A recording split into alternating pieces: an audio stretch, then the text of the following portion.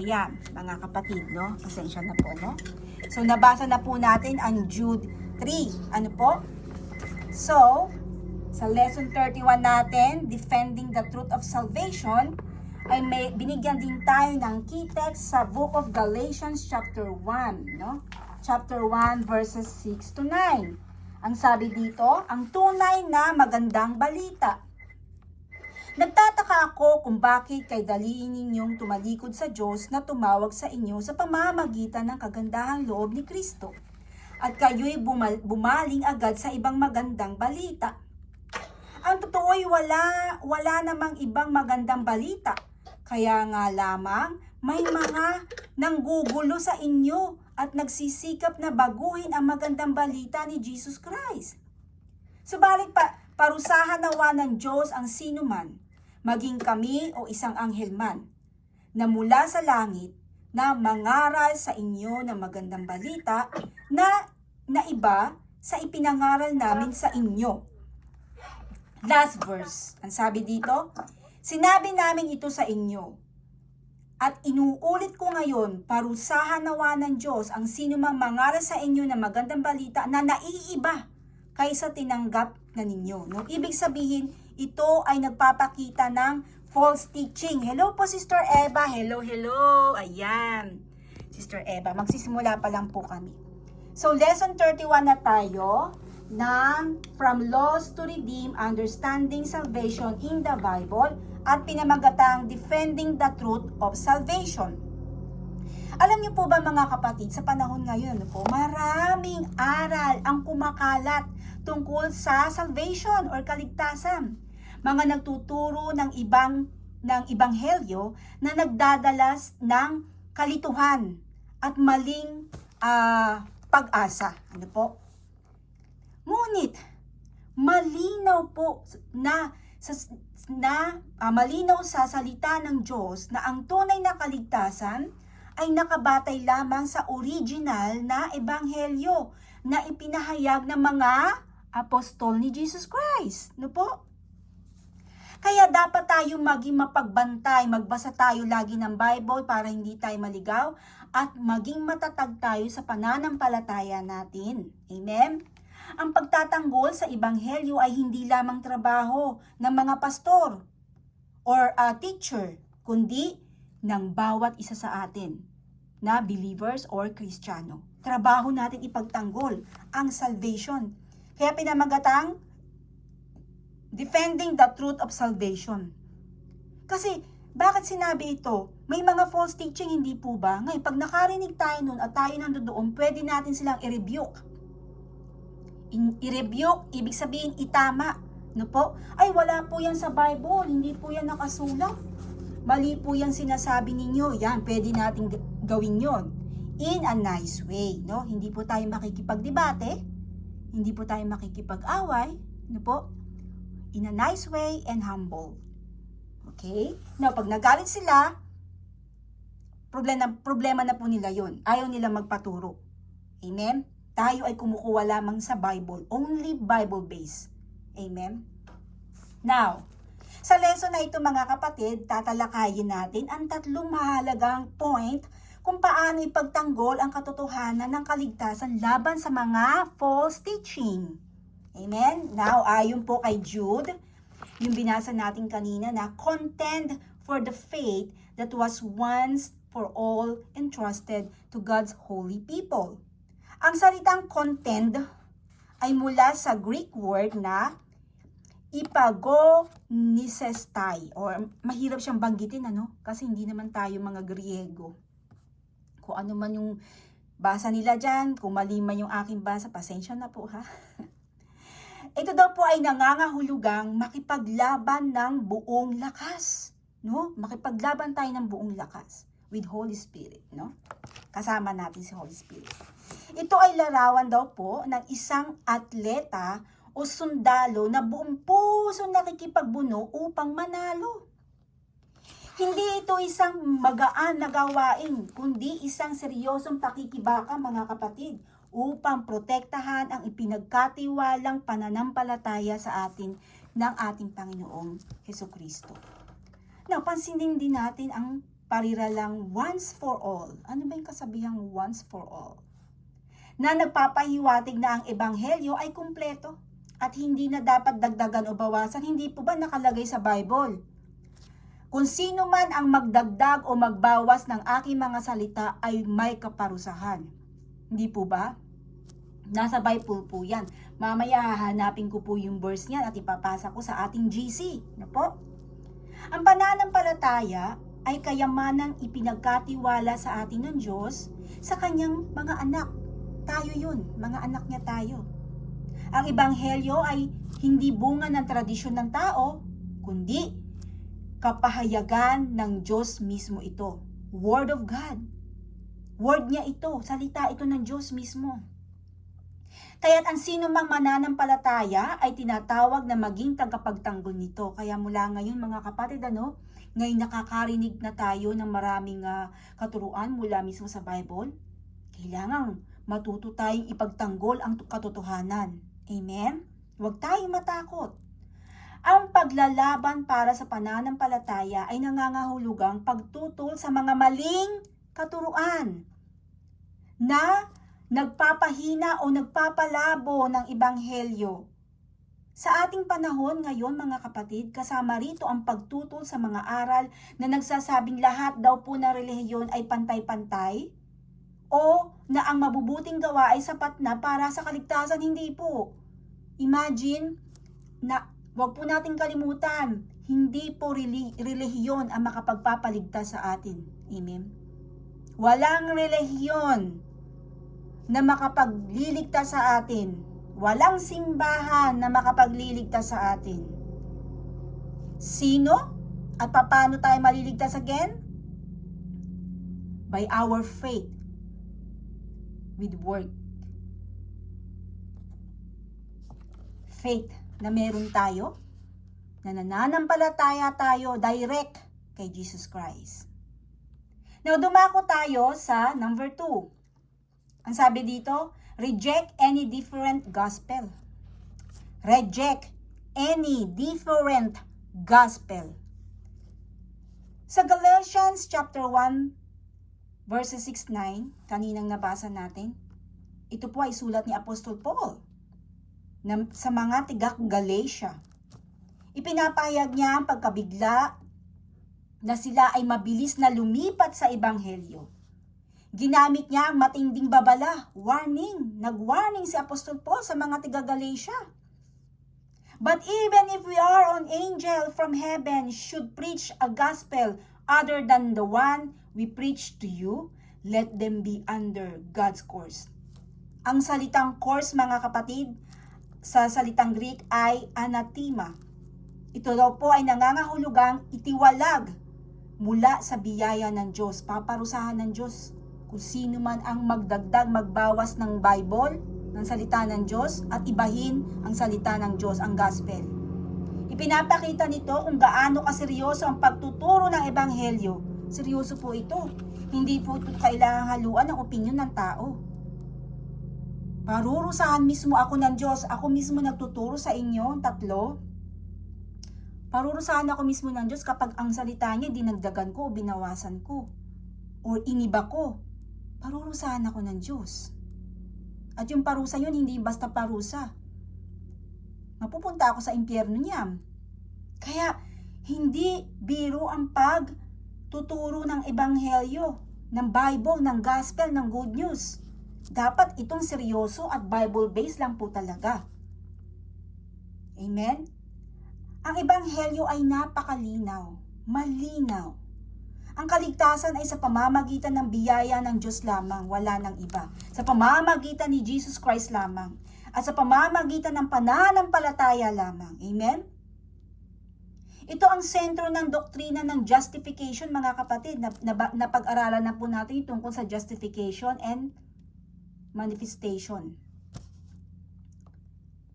Kapag may dinadagdag na kondisyon gaya ng mabubuting gawa bilang batayan ng kaligtasan ay binabawas o may binabawas gaya ng pagka-Diyos ni Jesus Christ, ang resulta ay isang ebanghelyo na ito. Ang mga ito ay hindi makapagliligtas at naglalayo pa sa tao sa tunay na biyaya ng Diyos. Inililigaw tayo ng mga ganito. Maling pagtuturo. Kaya't ang responsibility ng isang Kristiyano ay tanggihan ang lahat ng maling katuruan. Huwag po natin tatanggapin ang mga maling doktrina. Amen? Only Bible lang po tayo. Bible, Bible, Bible. Gaano man ito ka-attractive o ka-popular, yung tagapagsalita ng doktrina na mali, wag po kayong magpapaloko sa katuruan. Kahit gaano pa magaling magsalita ang tagapagturo na yun. Kung mali, kung hindi na biblikal, maiimpyerno po kayo niyan. Mapapahamak ang inyong kaluluwa. Amen? Kaya panindigan po ninyo kung ano lang po yung nakasulat sa Bible. Tama po ba, Sister Eva? Number 3, stand firm in the original gospel. Ito yung sinasabi. Gospel nila, Matthew, John, Luke, and Mark. Stand firm. That's the original gospel. Bakit? Sila yung nakasama ni Jesus Christ. Hindi si Kibuloy. Ano po? Bilang mga mananampalataya, tayo ay tinatawag na manindigan sa orihinal na ebanghelyo na ipinahayag ng mga apostol ng ating Panginoong Hesukristo. Ang katotohanan ng ebanghelyo ay hindi produkto ng tao, mga kapatid, at hindi pwedeng baguhin upang maging mas katanggap-tanggap sa mundo. Ito ay minsang ibinigay at dapat manatiling dalisay at buo at totoo at original. Kapag binago o binaluktot ang message, mga kapatid, nawawala ang kapangyarihan nito upang magligtas. Talagang mawawala, maliligaw eh. Maliligaw yung mga makikinig eh. Ang paninindigan sa ebanghelyo ay nangangahulugan ng katapatan sa mga pangunahing doktrina ng ating pananampalataya. Ang pagkatao at gawain ni Jesus Christ, ang kanyang kamatayan at muling pagkabuhay at ang kaligtasan sa pamamagitan ng pananampalataya sa kanya lamang. Wala nang iba, only Jesus Christ is the way, the truth, and the life, and He is the Son of God. He is the Lord.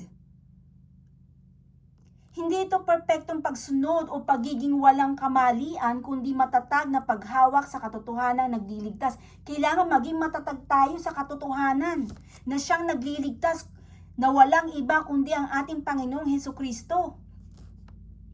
Sa panahon ngayon, mga kapatid, maraming nagtuturo na ang katotohanan ay relative at lahat ng daan ay pantay-pantay. Ngunit, ang Kristiyano ay tinatawag na manindigan na si Kristo lamang ang the way, the truth, and the life in John 14:6. Sinabi niya mismo yan sa kanyang mga disciple, I am the way, the truth, and the life. Hindi kay Mary, hindi kay Magdalena, hindi kay Pedro, hindi kay Paul, hindi kay Matthew. No.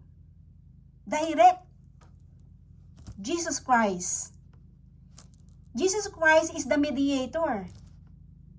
Kung mababasa po ninyo't matatapos ang Book of John, nandoon po ang katangian ng ating Panginoong Hesukristo, ang kanyang karakter, kung sino siya. Makikilala niyo siya. Book of John po yun.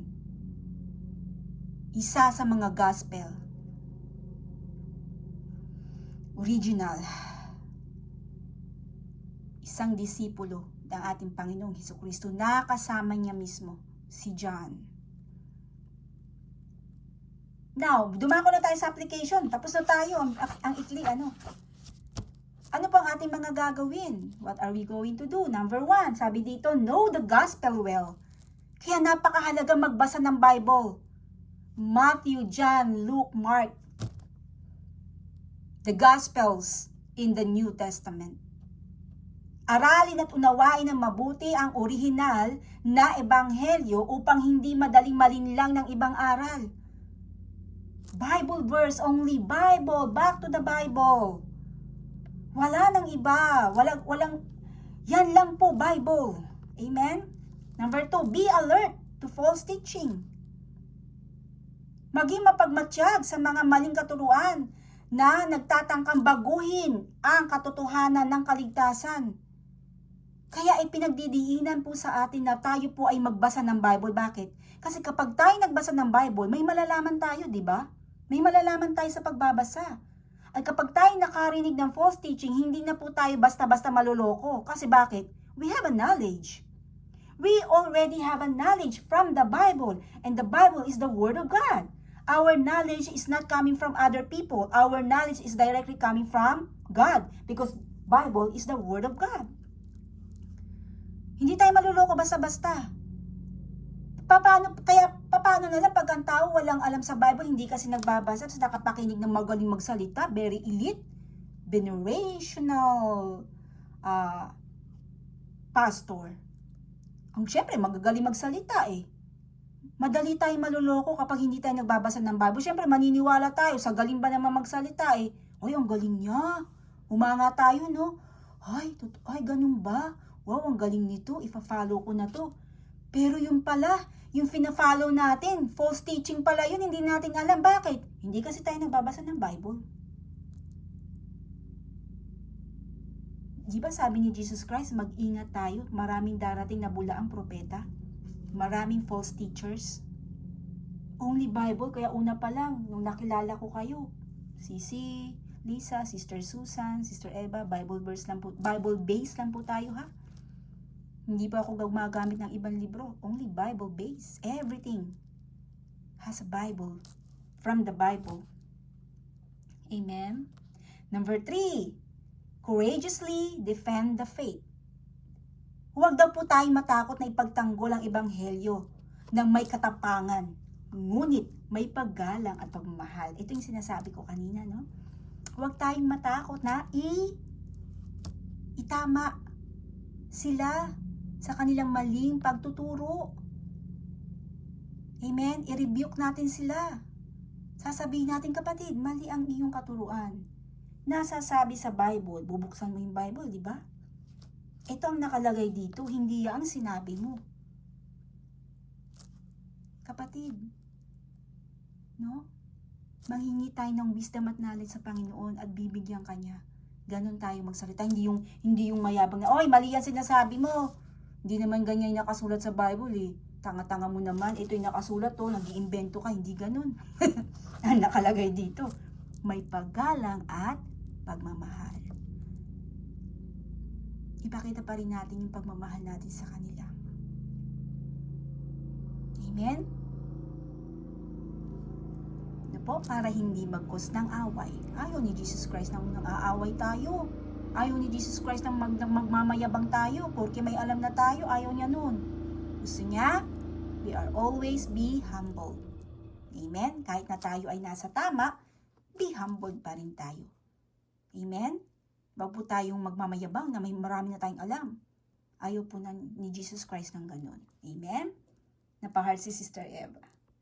Number 4, encourage others to stand firm. Ayan, tulungan ang mga kapwa mananampalataya na manatili sa tunay na ebanghelyo sa gitna ng paggalat ng maling aral, no?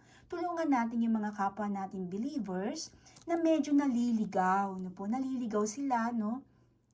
Kasi nga, yun yung bunga ng hindi nila pagbabasa ng Bible, kaya sila naliligaw. Hindi ka naman maliligaw kung ikaw ay nagbabasa ng Bible, kapatid.